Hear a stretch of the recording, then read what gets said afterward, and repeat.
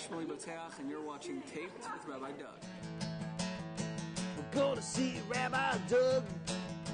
We're gonna see Rabbi Doug. We're gonna see Rabbi Doug on your TV tonight. But Daddy, I want to watch Monday Night Football. Forget about Monday Night Football. There's no other thing we're going to watch on Monday but Rabbi Doug. Yeah, Rabbi Doug on TV tonight. We're gonna see Rabbi Doug. Oh, everybody talk about Doug. Shalom and welcome to Taped with Rabbi Doug. Glad you could be with us today. My guests today are two Yisroels in a sense, because that's their first names. Right next to me here is Yisroel Bernath, and Rabbi Yisroel Bernath actually. And Yisroel Bernath is an author, an editor, a producer, and his latest project is On an Island Far Away, a story of the Rambam, which is Maimonides. And my first question to you, Rabbi Bernath, is this. How did you get into producing storytelling CDs in the Jewish realm as you have? Well, I've always been really interested in telling stories and always out there working with kids, a teacher. I saw there was a lot of stuff out there that the kids were watching, the kids were interested in, that wasn't per se of Jewish content. And I thought, you know, what would be a great idea if we could take the traditional Jewish stories and put them into sort of a context that'll be entertaining for the kids as well as educational. Now, is there a book that goes along with this? I know a lot of times you see storytellers that come out with CDs, and then there's either a coloring book that goes with it or an actual book with pictures that goes with it. Have you done anything like that, or is that something that you've thought about doing in the future? I've thought about doing it, but perhaps in a comic book form, so that it would be also that book on its own would be something that would be entertaining for the children. But I think this was something that was, I mean, obviously I don't have the millions of dollars that Disney has, so I can't make this full color cartoon that they do, but I thought this was something, it was almost like listening to a cartoon, which for the religious kids and for many Jewish kids is entertaining. Now, this is a story of the Rambam. This is a story of Maimonides himself? It's a story, I took a segment of his life, and I knew that in 1 hour on the CD I couldn't put together his whole life. So I figured that I would just take one segment of his life, a very entertaining segment, and focus on that, and be able to make a nice story out of it. Now, you actually wrote the script, the book form, or whatever you want to call it, that you used for this, for the actors, the speakers on the CD? I actually wrote the script. I did all the research, wrote the script, and then I went over to my friend Yisroel Moskovits, and together we put together the screenplay. He really was the mastermind behind the screenplay.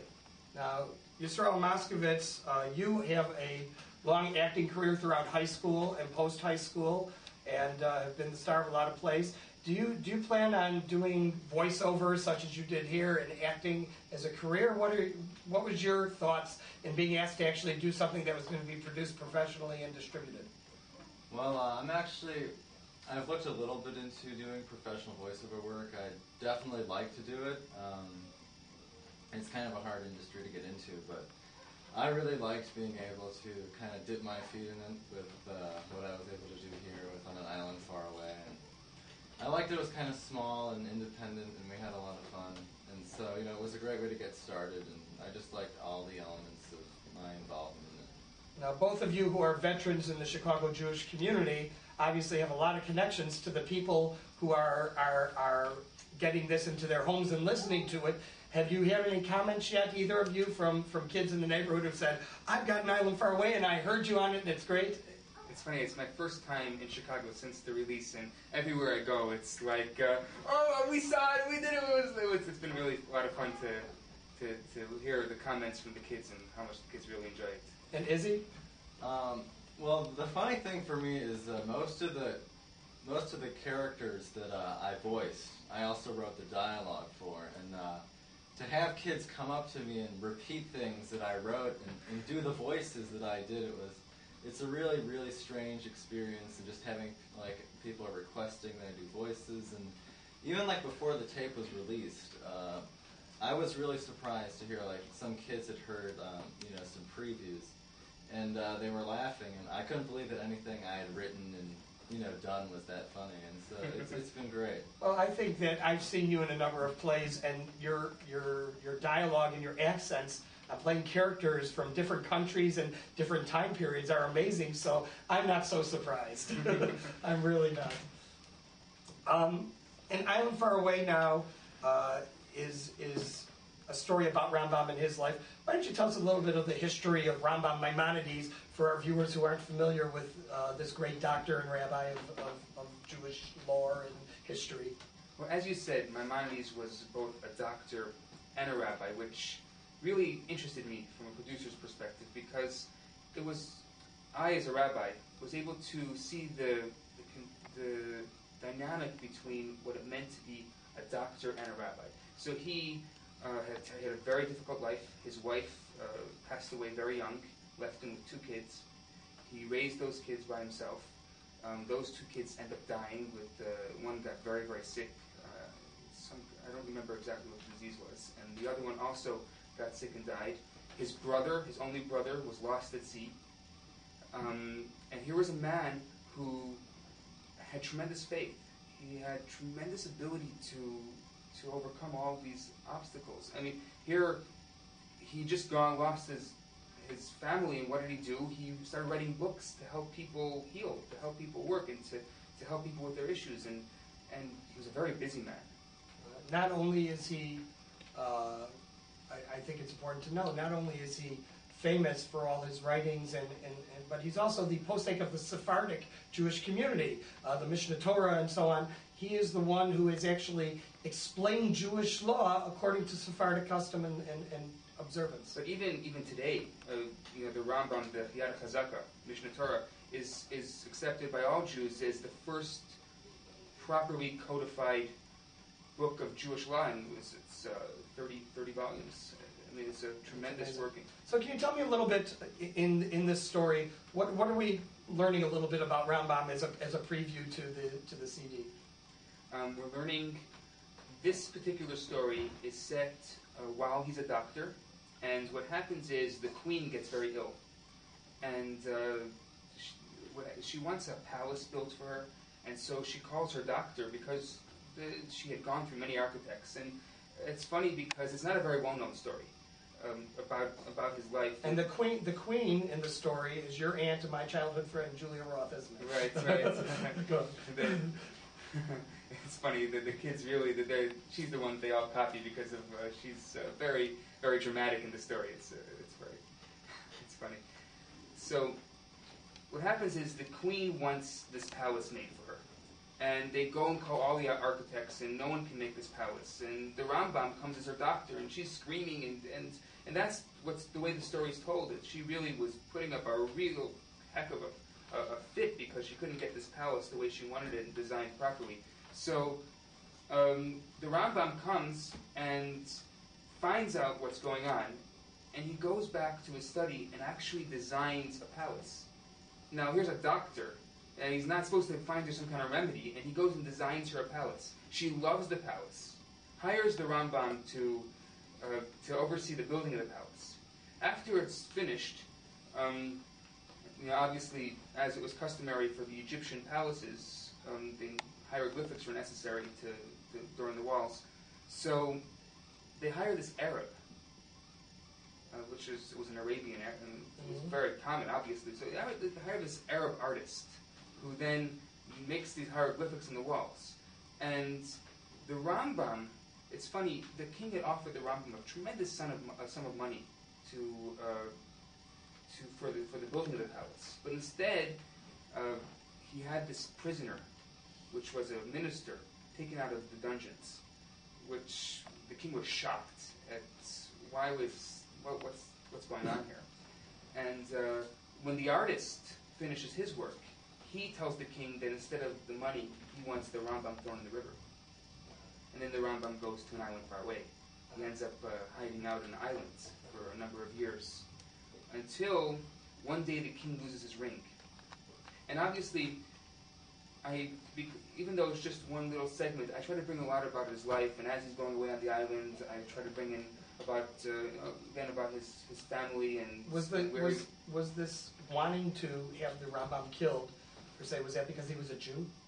It was more because not only the Jewish part of it was definitely very clear at that era. The Jews very much from throughout the Middle Ages, the Jews were. It was unusual to see someone who was so respected, some Jew at the time, a Jewish person, to be so respected in the pharaohs or the king's palaces. Is that correct? Exactly. I mean, that was really the big deal. He was not only just a doctor. He would hang out in the palace.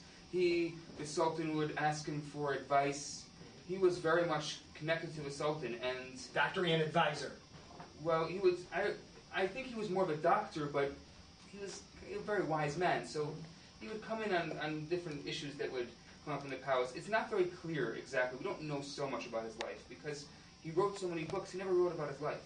But when we understand, we can take from his books many things and what was going on in his life. So when he's taken to this island, the king one day loses a ring. He was fishing, and while he's fishing, he finds the king's ring in one of the fish. And the king, he goes to the king, and the king had no idea he was still alive. And surely enough, the king was so amazed to find the ring, to find out he's alive, and then he tells him. This is a true story. This is a story that is documented in the books from that era, and is passed down to the storytellers. So this certainly, if to be true, was godly interventions that the ring should be in the fish that he catches. Exactly. And it was very easy to work with this story because you had some great characters. You had the evil characters, you had the good characters. There were so many interesting things. I think Yisroel could probably enlighten us with some more of the actual, from the dramatic point of view. So Izzy Moskovits, tell us now, who did you play, first of all? Whose voiceovers did you do? Because you have so many voices. I think I counted on the little booklet inside there, something like 11, 12 voices. Really? And who were your main characters? Well, Yisroel gave me a lot of the basic background of the story. He kind of gave me the skeleton, and I basically built it into a man. I tried to think what kind of characters can we add to this story to make it more interesting. He wrote some dialogue, and I thought, how can I make this funnier, and how can I make that funnier, and make everything just a little bit more outrageous. But he really, without his outline, I had nothing to work with. And because I was also so busy, I wasn't able to be as devoted to it as I would have liked to. But so I really just basically added exclamation points to that which he had already done. This person, that person. So who was your main character that you liked being in this? But my main characters was, the reason I brought this up was the Sultan's advisor is a guy named Ahmed who has, a name that you might expect to find in a place like that, but a British accent, for no explainable reason. Can you give us a line from Ahmed? Do a line from when he gets him mad at the Jews and those despicable Jews. Yeah, and that kind of came later. We developed we went the typical destruction of the Jews route, and it was just a lot of fun to do. So he has this line after he goes into the synagogue to try to fetch the Rambam, and everyone laughs at him because they can't believe that because of who he is and the way he sounds, he's really, a member of the palace. And so he comes out and he says something like, "Oh, those despicable Jews! When I become Sultan, I will see to it that every last one of them is killed. Every one of those endlessly learning, Torah eating, kosher preaching." Something like that. You can see we had a lot of outtakes. That's true, yeah. We trooped over the lines a lot, but and there was a lot of improvising going on. That was also a lot of, I like the amount of freedom we had with these characters. So I did the character of Ahmed. I did Karkos, who's the Arab guy that does the hieroglyphics, and I don't remember if it was either Zemdi or Pentu, which is one of the soldiers of the king. those were my three primary voices, and I basically I did a lot of miscellaneous ones. Sounds great. Sounds great. Did it come out the way you wanted it to? That's my question. You know, you're the producer who's like trying to put together a project, and you have all this improvisation that's going on. And did it come out the way you wanted it to? Does it depict what you were looking to depict? It really doesn't. But you know, I thought to myself, I could spend 2, 3, 4 years and I can get it perfect, but then it'll never get out because every time I go over it, I say, oh no, I don't like this, I don't like that, and I did all the editing myself. So, and I had actually, it's interesting, I called up Pixar, and I said to them, I'm doing some Jewish educational programs, doing these audio programs. I'm trying to get sound effects. So I called up probably 6, 7, 8, 9 times. Nothing. Yeah, nice, very nice. What do you want from us? I actually wanted sound effects from them. I wanted to get their library of sound effects. I finally call up, find this guy, I'm schmoozing with him, talking with him, and listening to my ideas and what I'm doing. And he said, you know what, send me a script. Send me what it looks like. And I sent him over a script. And he said, you know, this is very good. This is very, very good. He said, he calls me up and says, I'm going to send you 50 CDs of sound effects. Wow. Did you, to return or to borrow? No, I own them. I own them. So nice. So a lot of the sound effects that I used were actually from Pixar. So they're really they donated them to you. Yeah. And this is not a for profit. This is something you're doing as a public service for the community. Exactly. Right? Exactly. I don't plan on making any money off it. That's wonderful. That's wonderful. I want to talk about your other projects because you're an amazing guy, and you know, I've known you since pretty much you were born, and seen you grow, and you know, worked with you on so many things over the years and your studies and stuff, and just to see you become the man you are today. And by the way, Mazel Tov, congratulations on your new baby. Thank you. And she's beautiful. You know, your first book that you wrote, you were actually still in high school, am I right? I was 17 years old. Yeah. 17 years old. It's called Joshua's Prayer, a historical evolution of the prayer of Aleinu, and a commentary by Yisroel Bernath. So interesting. I just want to talk about this book for a minute because it has so much of a connection to the Jewish community, because it doesn't matter if you're Orthodox, conservative, Reform, Reconstructionist, religious, not religious. Anybody who opens up a prayer book or goes to any synagogue in the world, it doesn't matter what denomination of Judaism, they say the Aleinu. And you have gone into the history of Aleinu, the meaning of the different parts of Aleinu, and their origins. Tell us, how is it Joshua's Prayer? I think it's so amazing that that you wrote a book at 17 years old that is so widely accepted and admired by the Jewish community. It's interesting that just a month ago I got approached by a publishing house that had found this old manuscript and said, you know, let's redo it. And since then I have a book that's twice this size, and so we're going to actually reprint this. But it was a fascinating project. I love research. I just love trying to find things, and I had gone to many libraries. I had to go all over the world to libraries. I had to go through these rare book collections, get these special passes. And I was 17 years old. They'd see me coming in. I was 15 when I started. And I was a 15-year-old boy. I looked 15. And I'm walking in, and I'm here to, and I had my researcher's pass, and I'm here to do my research. And some of them, they would laugh at me. But you can tell they were like, oh, come on, what is he doing? And I tried to be as professional as I could, and got a lot of information. And I had to go through these books from the Middle Ages and find tremendous, amazing stories. I'll tell you just one story very quickly. It was very common for the Aleinu prayer to be censored, because if you look at it on the open, it looks like it's against everyone else. It says that we're better than everybody else, that we're greater, and really, obviously, it's not meant to say that. Really, what Joshua, who wrote it, he wrote it after he had seen this miracle of the entire city of Jericho just collapsed. They had this big wall around Jericho and just collapsed to the ground. And he saw this open miracle from God, and he says, look, God, thank you. It was a thank you.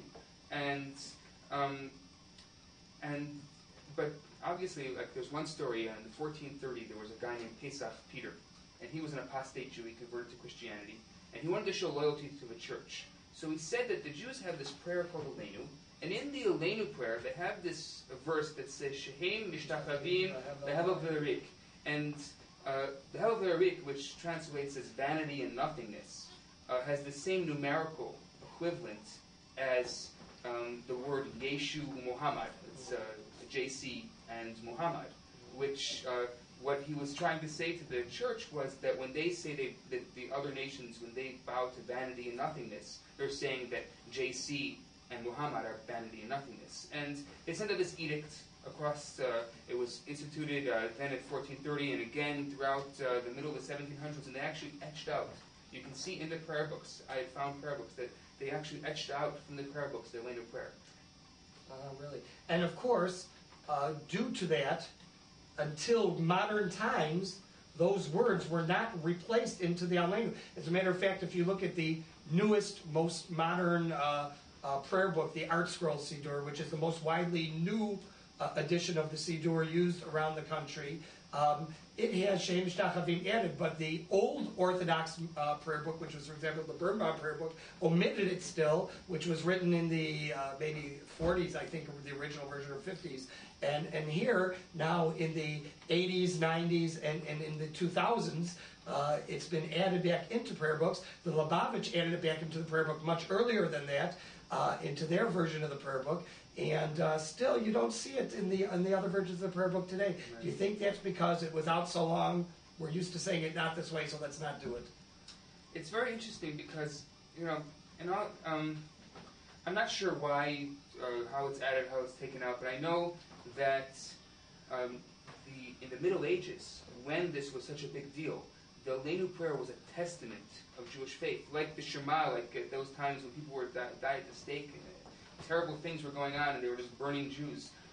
People, with their stories told, they would sing Aleinu L'Shabeach as their dying prayer. That was like their testament. They knew what was going on in the world at that time was terrible for the Jewish people. Amazing, amazing.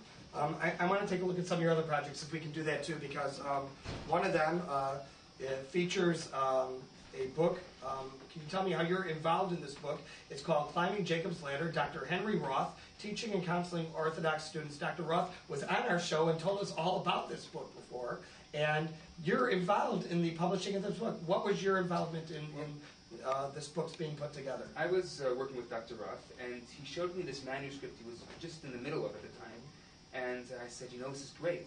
And I took the manuscript and edited the entire manuscript. I added a lot of rabbinical sources because he wanted to appeal to the religious community.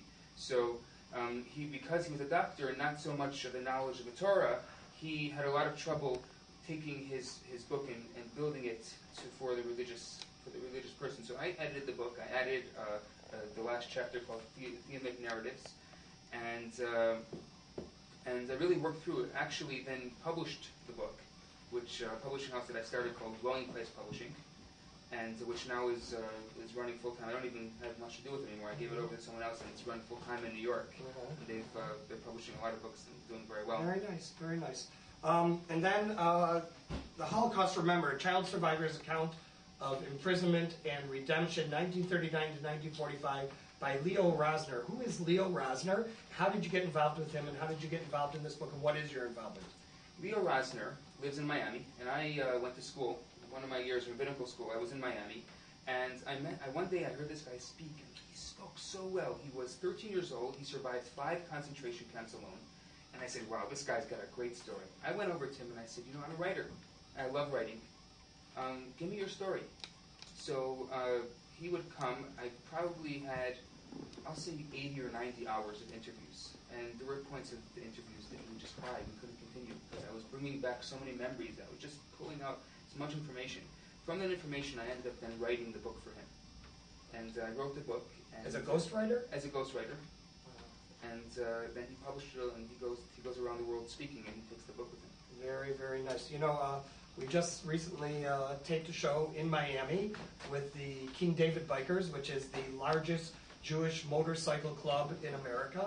And I hope next time we're in Miami to tape that you'll put me in touch with Leo Rosner. I'd love to have him on the show. For sure. He's great. He's a great guy. And moving on, one of the things that you've shared with me on a weekly basis for, I think, over 5 years or 7 years.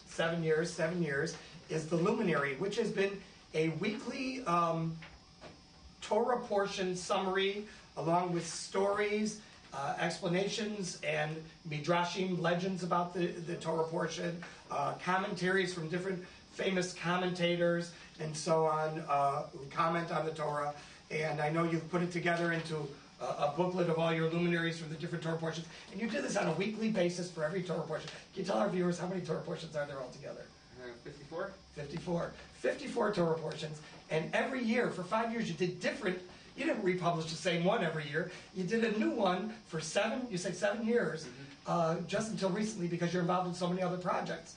How did you find the time when you were teaching, when you were going to school, when you were in rabbinical school, even before rabbinical school, to be publishing something every single week, so intense and so involved in the weekly Torah portion? Well, I saw there was a lot of great publications out there and a lot of wonderful things people were reading, but I felt that there was nothing that had a personality.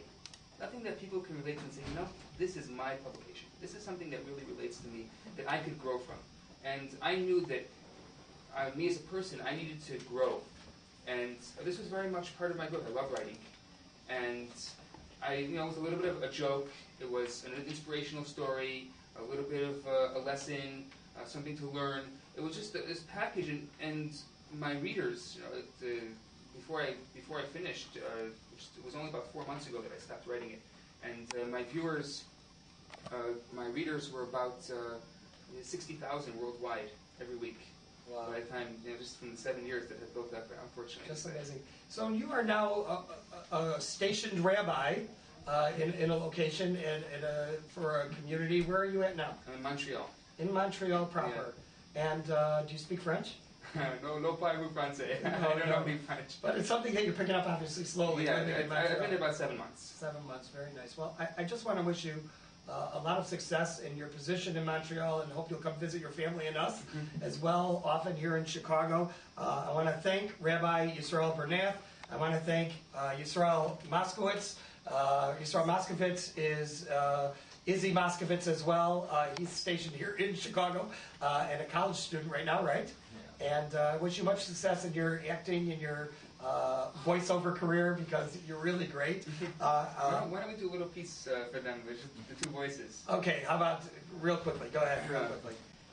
Don't drop it. Stop telling me not to drop it. You're making me nervous. Oh, don't drop it. Don't drop it. I'm going to have to get more, and it's going to be all your fault. That poison you have in your hands is the greatest poison in all of Egypt. It is not easy to come by. Yeah, if you drop it, it will be very difficult to get more.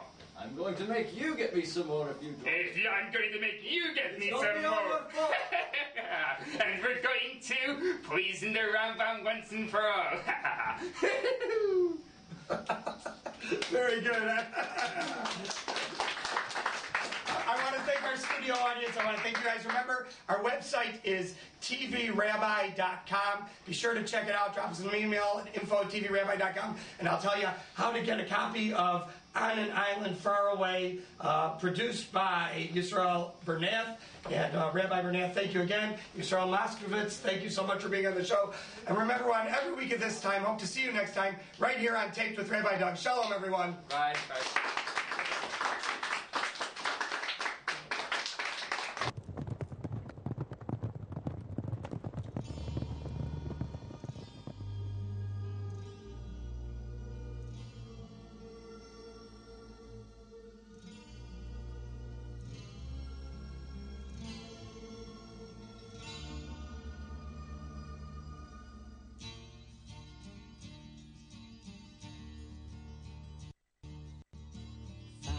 Thousands and thousands of years ago,